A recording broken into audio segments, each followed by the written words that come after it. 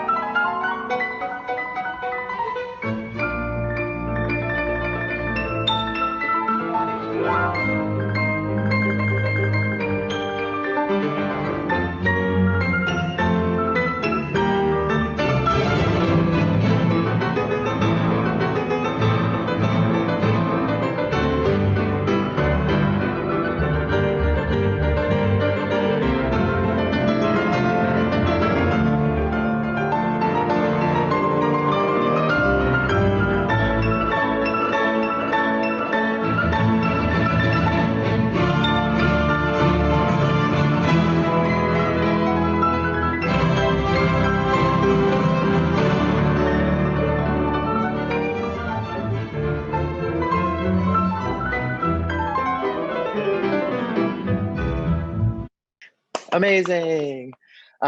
So good morning, everybody. Thank you all for tuning in on an early Friday morning, and thank you, Alexander, for tuning in on a late Friday evening. it's a pleasure.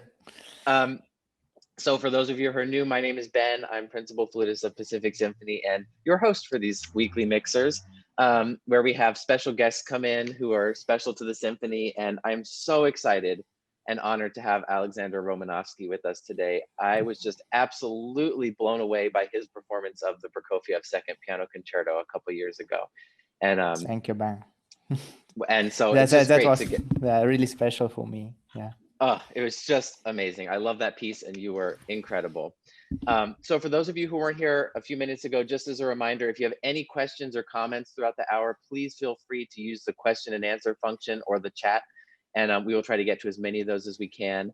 We have a couple partnering restaurants who are offering special deals in conjunction with the mixers. I want to thank. They include Vaca, Seasons 52, Silver Trumpet, Capital Grill, and Adia. So definitely check them out and see what they've got to offer. I don't know how many offer breakfast, but I'm sure they offer some lunch things for later. So I just want to introduce Alexander briefly because I mean, those of you who've seen him live know he's incredible, but his biography is amazing. So he studied with his mentor Leonid Margarius in Ukraine and at the Imola Piano Academy, then with Dmitry Alexeyev at the Royal College of Music in London. He won first prize at the Busoni competition at the age of 17. He has performed concertos, recitals all over the world, has worked with many of the world's leading orchestras and conductors, including obviously Pacific Symphony and Carl St. Clair. He was even invited to perform for Pope Benedict XVI at the papal residence in 2007, has recorded 5 albums for Decca, and as I mentioned, just absolutely captivated Orange County audiences in 2018 with his performance of the Prokofiev Second Piano Concerto. And sort of sadly, he was slated to come perform all of the Beethoven piano concertos with the symphony this past March, which unfortunately went the way of a lot of things during the pandemic. But hopefully that will be I think rescheduled for. that's a very special connection. We because I came to Orange County. I was there. I was in Segersom concert hall practicing the Oh my evening God. before, and on the following morning, Carl St. Clair just called me and said we are holding an emergency meeting on what we have to do, and I said let's do anything to I mean even perform with a small audience, or even performing without audience, but just stream it live. I'm up to everything just to keep that concerts going on, because we have spoken for so long about that special project of having all Yeah. the Beethoven concerti in that very special year, which is marks the 250th anniversary of his birth. And then also I'm so proud and feel so lucky to have this friendship with Maestro St. Clair, see, for a few years already. And every time when I'm up to a new project with him, doing new music with him, because we have done already a few things together, and Rachmaninoff and Prokofiev, and this Beethoven was going to be really remarkable for me. And yes, so having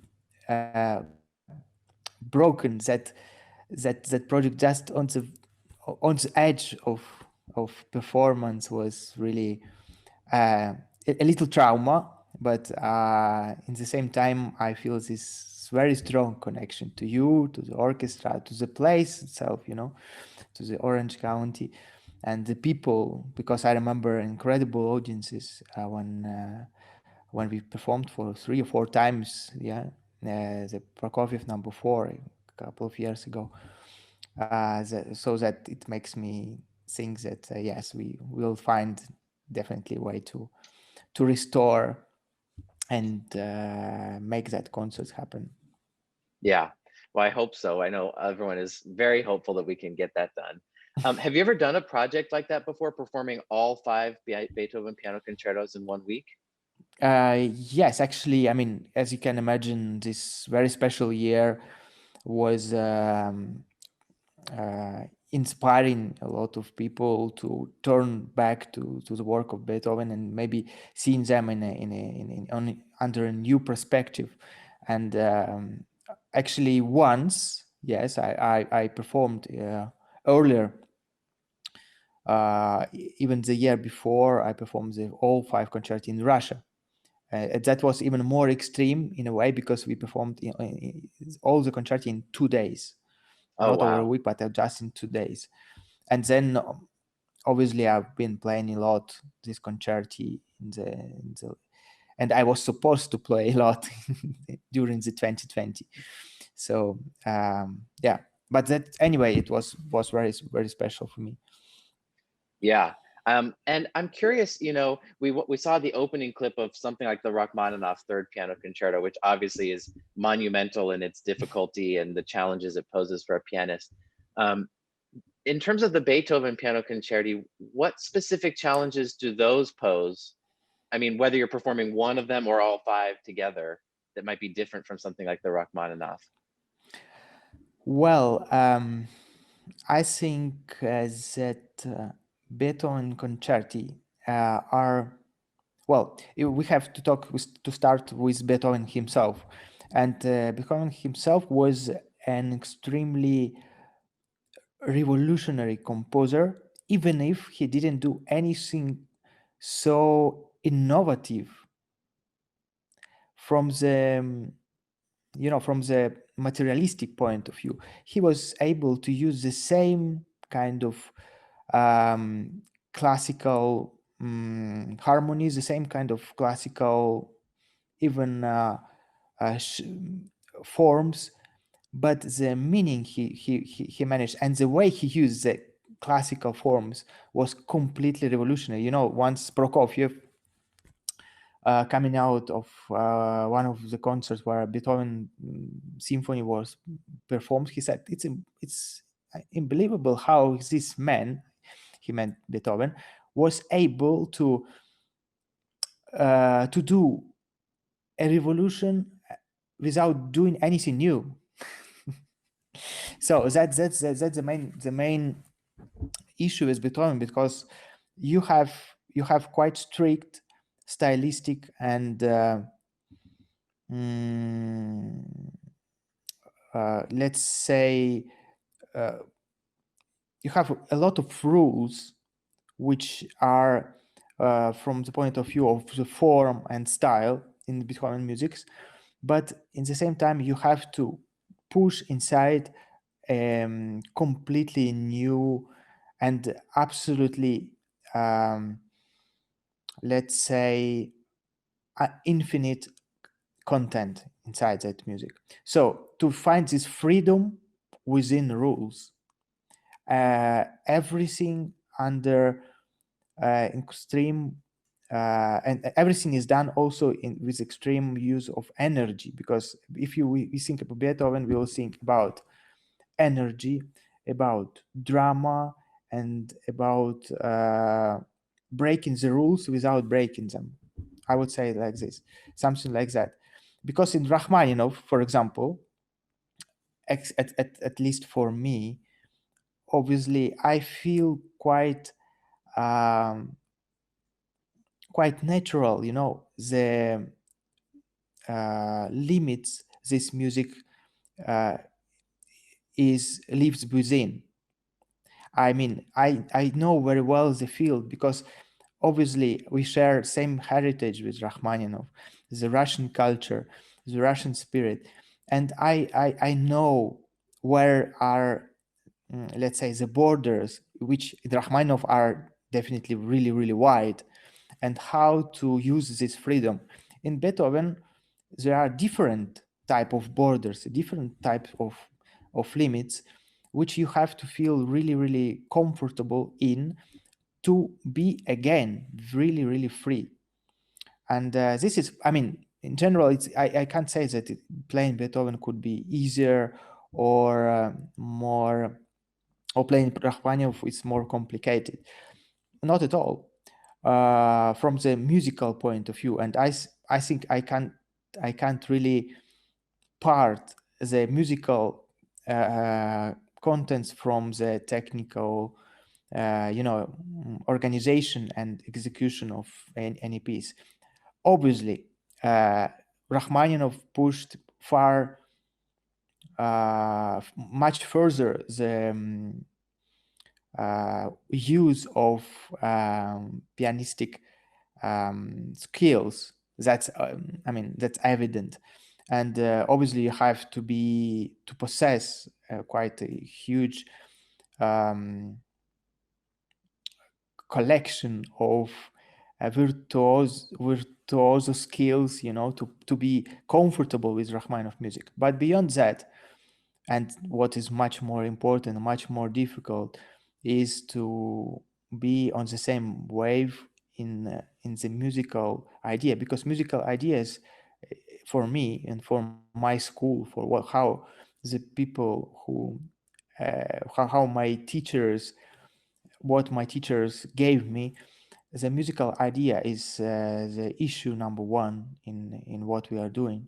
And from that point of view, we can compare like Beethoven, Bach, or Rachmaninoff, or Stravinsky.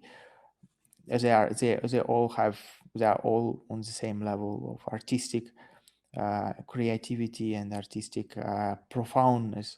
So I wouldn't say that one is much different from another. Just different languages and different uh, collection of piano skills. That's it. We have a question that came in from Amira related to performing all of the Beethoven concertos. She says a whole week of performing all of them sounds rather intense, both in terms of knowing the pieces, but also just physically, and wants to know if you have any sort of exercise regime that you do to sort of keep up your physical stamina to be able to do something like that. There's nothing better than just perform. Not a better training to do something well than repeating the experience more and more, analyzing what went well and what went not as you imagined, and just find your way through this amount of work. That's it. Actually, I mean, I never done anything special beyond playing the piano, to play the piano. you know, I know that many people make yoga or do a lot of sports, or even, and I really have big admiration for them. But for me, at least at this point of my life, maybe when I'm be older, I will need some rehabilitation or things like that. But for now, I just I mean, my main training is to go through experience and to learn from each time I'm on the stage, and each time I play two concerti together, three concerti together, and then obviously all five in a row. Obviously, to play all five in a row, I would suggest, if maybe somebody wants to do it, to play and to know quite well the concerti separately. And then once, you know, because this is it's experience, it's something you build little by little. And even the experience you have done 10 years ago stays with you. So obviously, all of these concerti I have performed in the past. Some of them I learned when I was my first concerto by Beethoven. I learned when I was 12 years old. Okay, it was the first piano concerto. Then the last piano concerto I learned was the second piano concerto by Beethoven, which is in a way it's the easiest if you know if we try to compare different aspects of it. Um, and maybe the most performed concerto is definitely the concerto, the Emperor, um, the fifth piano concerto. And probably I never counted, but I think that the fifth concerto I performed more times in my life. But then when I was approaching to the to performing them all together, I tried to put them the years before, maybe one piano concerto, maybe two piano concerti in a row, and then when you know when the moment comes, you just go there and go through this incredible experience of playing all five of them. It sounds amazing and like something I could never do. So I'm very impressed. Come on, you are playing different program every week. That's It's a little also bit different. So if it's all right with you, I wanted to share, there was a clip that you made for the symphony after the Beethoven concertos got canceled that you sent, of the cadenza from the third piano concerto. And so I'd love to share it with everyone now, if you don't mind. Okay, And we can get let's do that. a little taste for what we can expect when we can finally get back to the hall and perform all of these.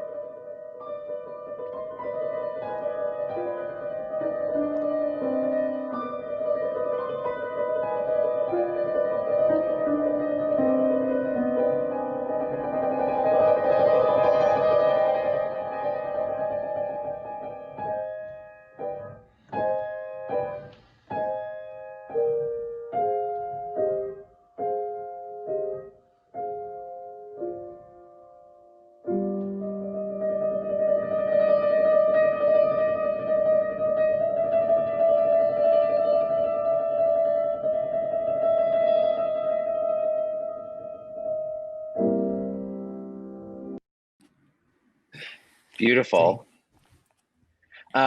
So I'm curious, obviously that was made sort of at the beginning of this whole pandemic and when everything had to get canceled. Um, how has the pandemic affected your musical life in particular? Well, at the beginning it was the sense of to be at a loss, because obviously the first 2 weeks, I would say, of pandemics, I was just at home. I managed to mm, come to Europe again, because that was not an easy, and I have to say big thank you to all the staff of the Pacific Symphony, because they were very helpful in getting me back to my home in just in a couple of days.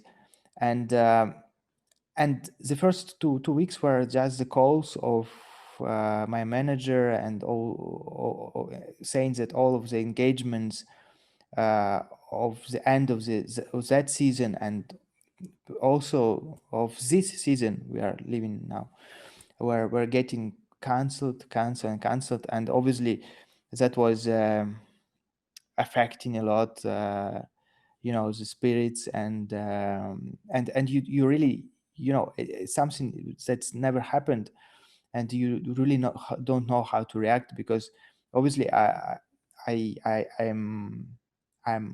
quite quite not that old, but the same, the last, let's say, almost 20 years of my life I've been performing, and that was the center of my life. And when you are getting ripped of the core of your existence, this is something which is really strange.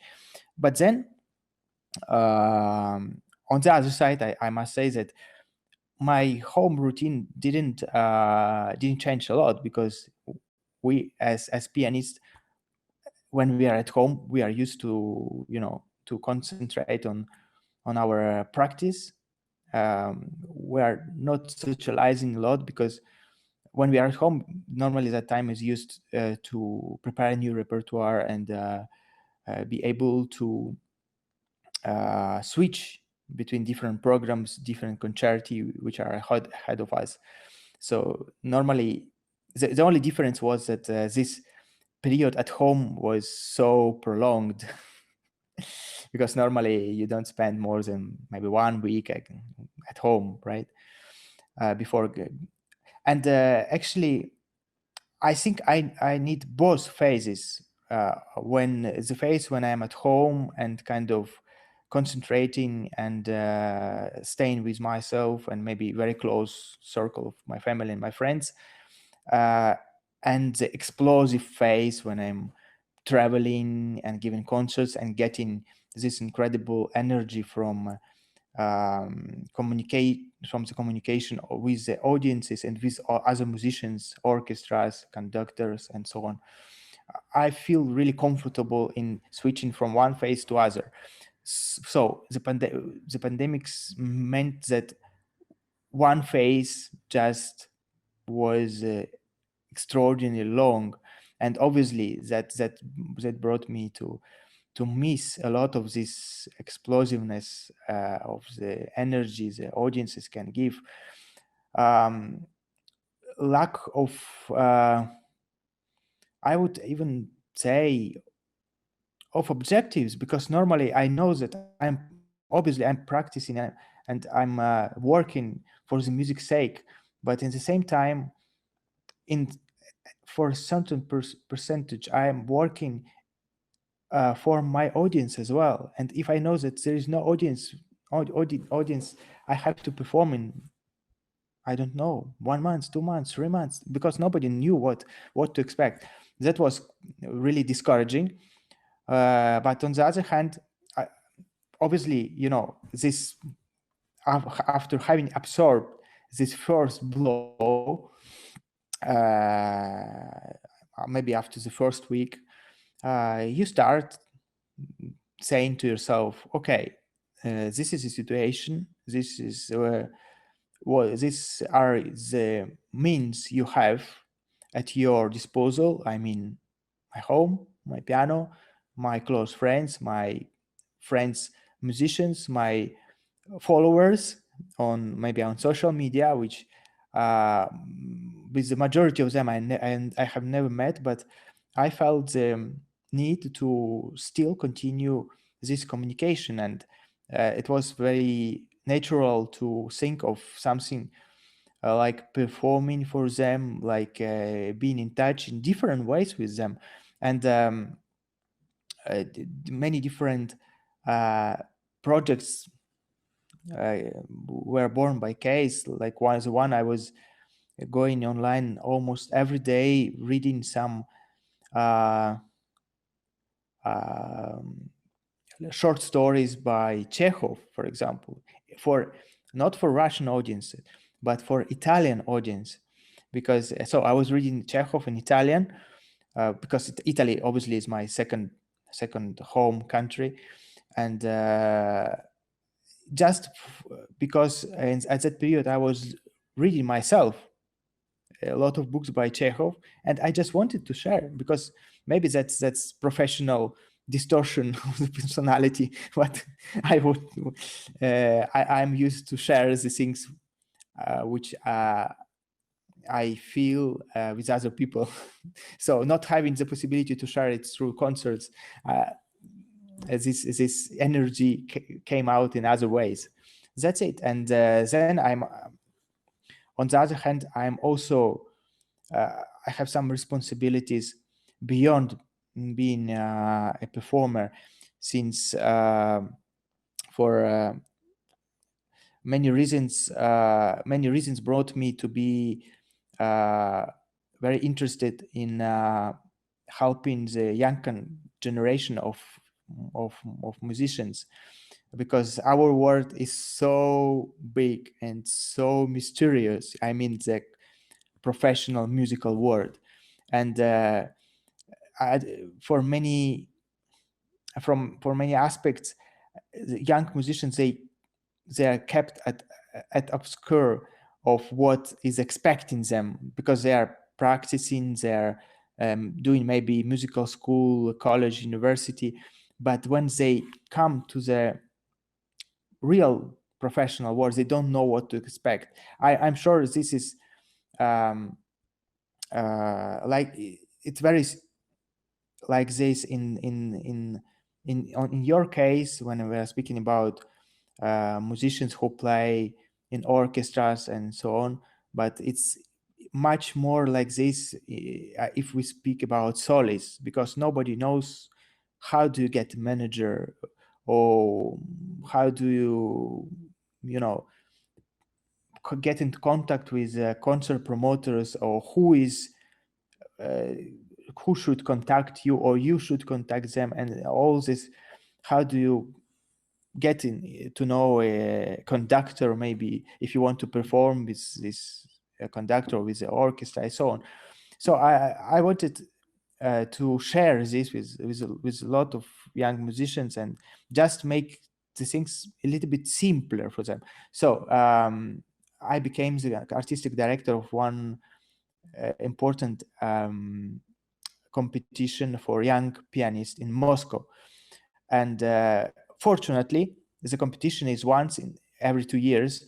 And last year, I mean this year, when the pandemics erupted, it was a year where the competition is not held.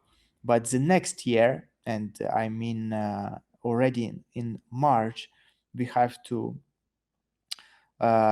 make the next edition of the competition. So that's also a huge responsibility. And having felt all the things we have spoken before, this during the pandemics, I wanted to do something for all these young musicians, and we have held an online edition of our competition to much success. We had more than 300 entries for that competition, and my say that this is quite a remarkable number, because normally you get 100 150, but 300 is really something really, really special from all over the world. And actually the winner of that competition in the older group, which is up to 22 years old, was a 17-year-old pianist from California. So it's also like a link to California, which is really, really nice.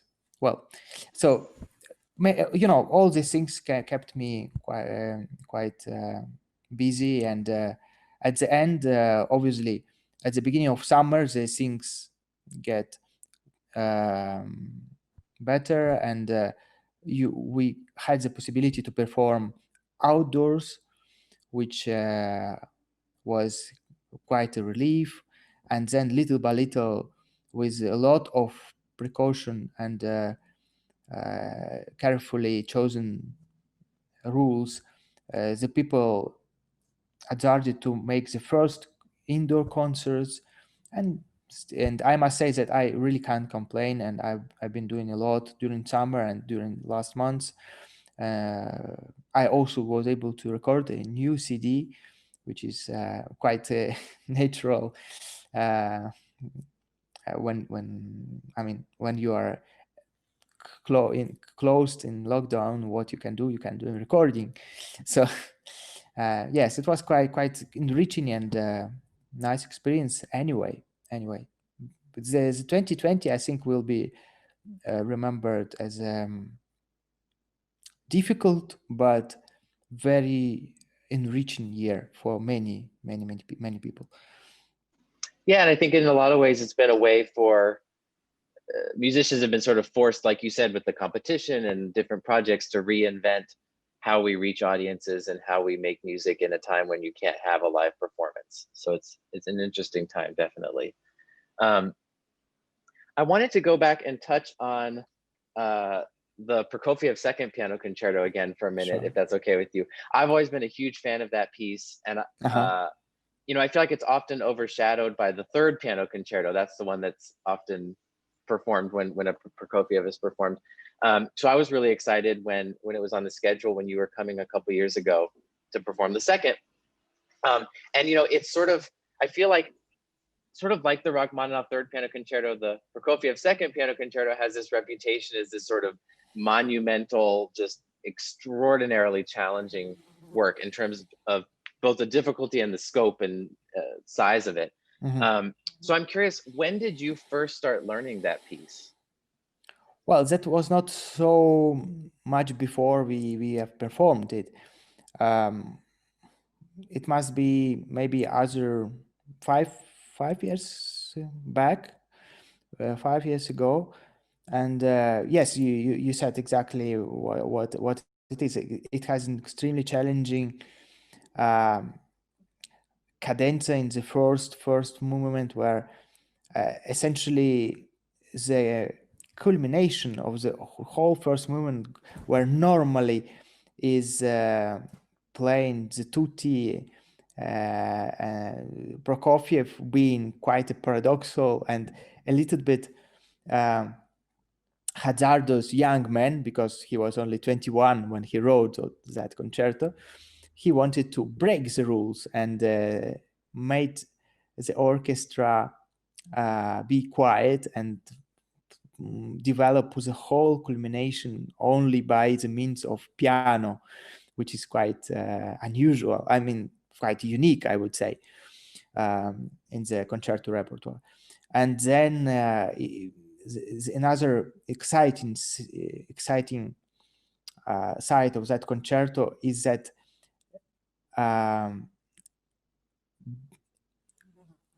behind this extremely, let's say, fireworks,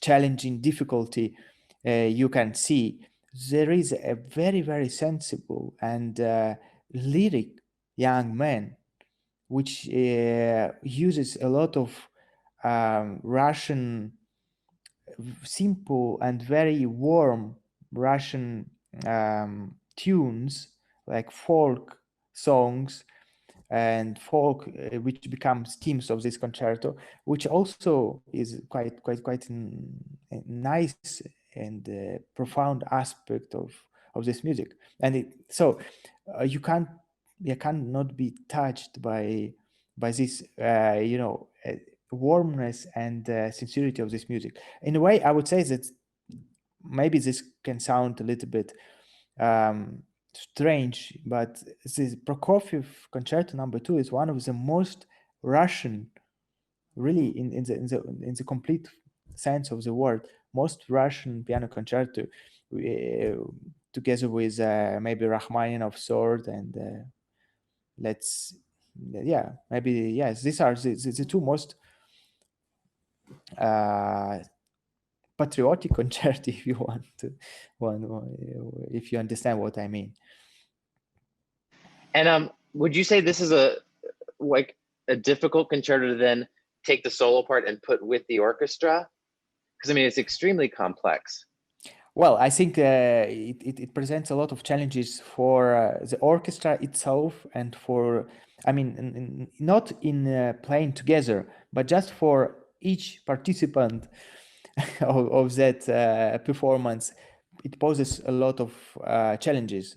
I mean, I think you can confirm that also in the flute part, there are like second movement. It's so complicated, and but from the point of view of playing together, I don't think it's so difficult. If you master your part really well and are in the same sort of drive, this concerto goes together in extremely energetic and but then also I will say it again, this word, the warmth which this concerto is impermeated with. Yeah. You mentioned the cadenza in the first movement, which obviously is a pretty striking feature of this piece. And it's always been my favorite part of the whole concerto. I just think it's so cool. And I literally don't understand how it's physically possible, some of this. Like when I hear it, I don't understand how it sounds like there are like 3 or 4 hands going on. And so we have, I've got a clip of the cadenza, and this is one that you sent in that was from when you performed it with the National Symphony Orchestra of Costa Rica with Carl St. Clair. Sure. So I'd love to play that now. And although we're not going to really hear the orchestra so much, Pacific Symphony fans will get a little view of Carl in the background. So let's take a listen, and I'll be amazed.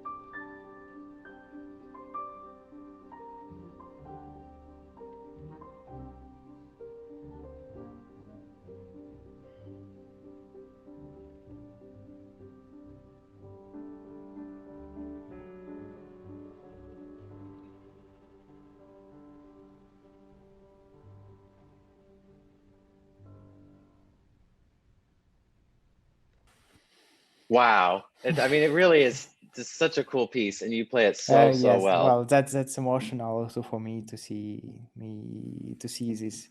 You know, when the music goes, it touched me so much, even as a listener. It may sound strange, but it is, you know. And to see Yeah. also Maestro Sancler is so nice. So I would like to send him my best greetings, and that I'm really very much looking forward to be able to be together again and to perform Yeah, together again. definitely. So, you know, you've mentioned throughout the course of this hour the idea of the Russian tradition of music making and piano playing. And I'm Mhm. curious, what about the Russian school of piano playing do you think sets it apart from other traditions? Like, what's particular about it? Uh, well, we must say that the Russian tradition, which is normally called Russian tradition, is in a way was the latest European tradition to be born. Actually, the Russian Renaissance came at the end um, of the 19th century, and it is strictly um, connected with German romanticism, but also for many ways Russia was a lot influenced by French. So in a way, you know, all these European and a lot of Europeans visited Russia during the, you know, since the Peter the Great, and then throughout the 19th century, and they all brought something to Russia, and you know, like on a um, uh, very can I say fertile land, okay, and brought these different seeds, which at one moment actually difficult to say even why, but at one moment they literally exploded in this in art, in poetry, in visual arts, and indeed in music.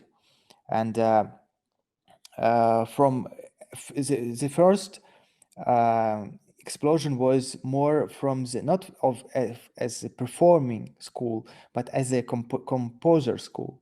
So we first had incredible creators, and then in some way the creatives uh, they passed the testimony to the incredible interpreters at already, let's say, at the end of 19th, beginning of 20th century, and some people combined these both abilities, like Rachmaninoff himself, Scriabin, and many others. But a lot of young people were sharing the same studies, the same experiences, the same maybe inspirations with these incredible composers, and became really, really nice and special performance. And you know, what is at the root of Russian piano performance school? I think first of all is this incredible ferment which was at in that time in Russia. I mean, again, I have to repeat, in art and everything. This and so it was a concentration of really a lot of talented people together, and then a few really extraordinary figures which came out of this, then had to and wanted to meet the rigorous system which maybe, you know, Soviet Union can be remembered for is often remembered for not such nice things, but on the other hand it pushed let's say creative people to put their creativity into a system, to push them to think how to make this you know, knowledge be available for large number of people, so that many talented people could go through and could benefit from this knowledge. And this created the Russian, in Russian piano school miracle, I would say. So this a lot of components made so that the Russian school was born. What is the distinctive thing of Russian piano school? I would say the first of all is accountability of of uh, mm, of the approach. I mean, anything we are trying to sing on the piano, and this is the very first and very distinctive part, because other schools, if you speak about Germans, about French, about Italians, they treat the instrument for what it is, or I mean, which is a percussive instrument. So they are trying to come to some deal with the instrument, which is a percussive instrument. But Russians, they don't accept that. They say, no, the piano must sing. And this is first thing. The other thing is that not, I mean, we are obviously generalizing, because there are different currents also in Russian piano tradition. But if we speak as a whole, is a quite a romantic approach to the repertoire, and romantic means openness and sincerity. So Russian performance, normally they put their soul at the, they open the soul to their audiences. This is also a very special aspect of Russian, I mean, which we can say it's of common to all the currents of Russian piano tradition. And the last one, I would say, is rigorous education since a very young age, which means that a lot of talented people were able to get that number of specific skills which permitted them to express themselves. So normally when you speak about Russian pianist, you put some, I would say, you don't say, you already put him or her in as an extraordinarily good pianist. I mean, pianistically speaking, when you speak, oh, he's Russian. So normally you mean that he knows to play piano really, really well. That's it. I mean, this is and then obviously this thing is constantly evolving, because after the fall of the Soviet Union, we had the majority of the most important piano teachers, performance, and so on, they went and live all around the world. So Russian piano tradition just went absorbed by other cultures, and gave their contribution to literally in every part of the world, which is also kind of interesting aspect. And who knows where this will bring the piano performing tradition, or I mean the world piano performing tradition. Amira wants to sort of build on this, and she asks about the creative relationship in Russia between literature and music, assuming there is a relationship, and sort of what your thoughts on that might be. Well, it's very right question, and actually, we must say that in general, Russian intelligentsia, let's say, so the Russian culture people, they are very much into every aspect of Russian culture. So the composers themselves, the interpreters, and an average Russian interpreter, let's say, is quite into Russian literature. It's normal, it's common, and obviously it takes his inspiration or her inspiration. It feels this common roots, and finds a lot of connections with what they are playing. I mean, it's very natural process.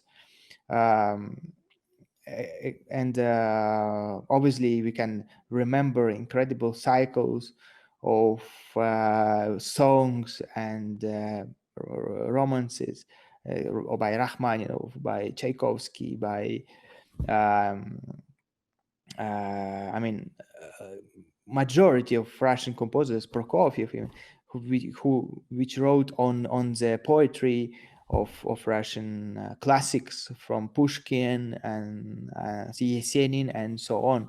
So, I mean, obviously, it's absolutely evident that they are much connected and take the inspiration one in another. Definitely, absolutely, yeah. We have a few other questions I'd love to get to in our last few minutes.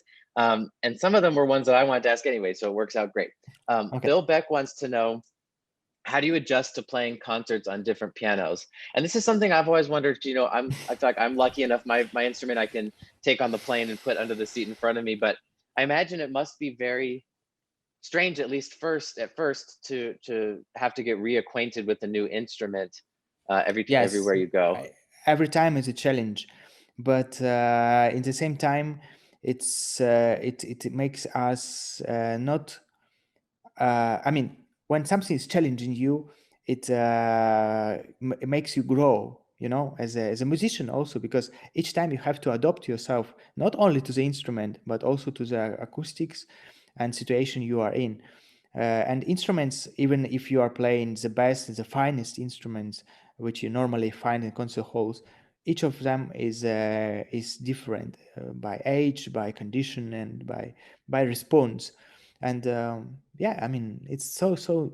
I find it this a very exciting part of my work to be able, to see to go into concert hall for the first time for the rehearsal and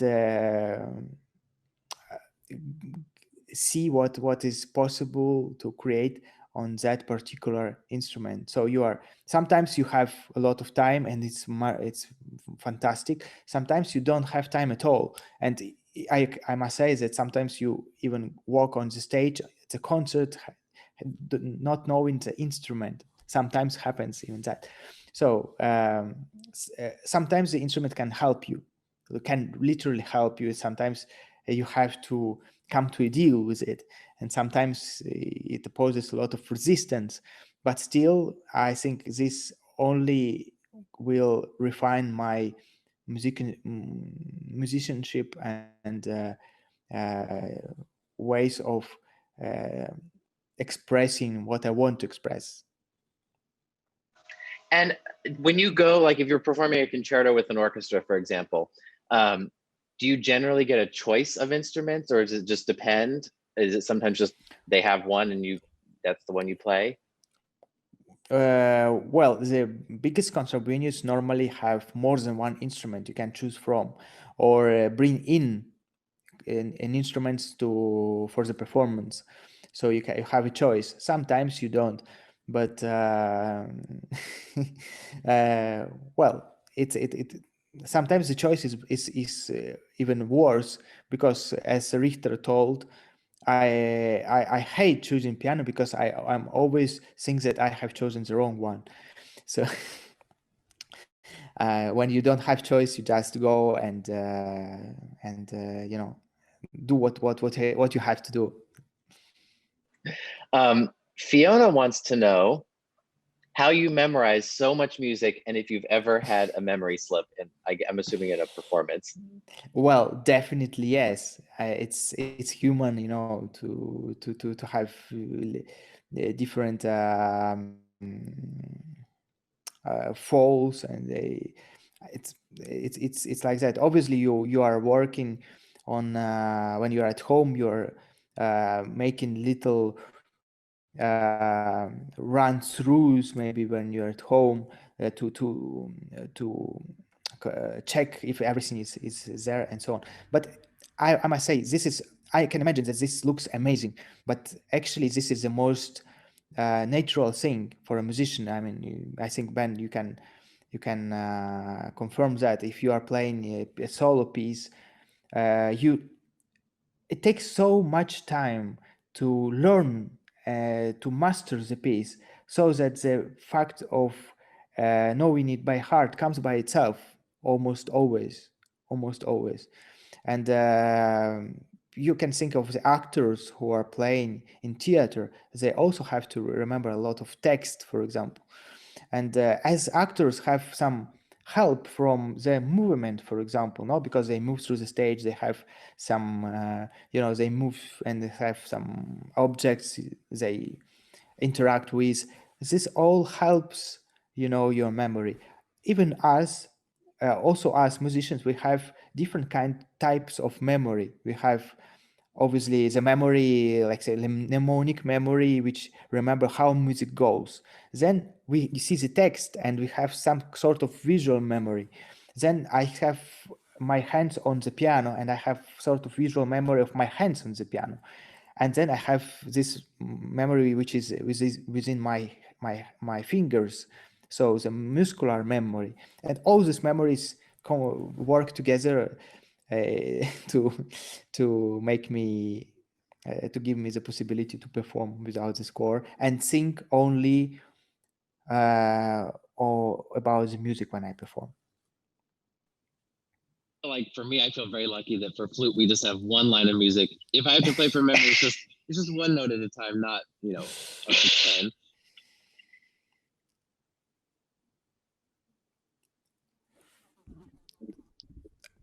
Sorry, Ben. I just lost you for a moment. I can't hear you well. I don't know why. Without the headphones. Okay. Yes. Now it's better. Yeah. Thank you. Can you hear okay now? Yes, Okay. I can. So you mentioned that one of the projects you've been working on during the pandemic is a new recording, and Amira wants to know what the what pieces you're recording on the album, and if the album is available yet. It's not yet available, and as we are running through the second edit of that recording, but that was a very special project with some of my friends who inspired me to make that recording, and I'm talking about a very special piece for me, which are the preludes by Frédéric Chopin, which in some sort of the most difficult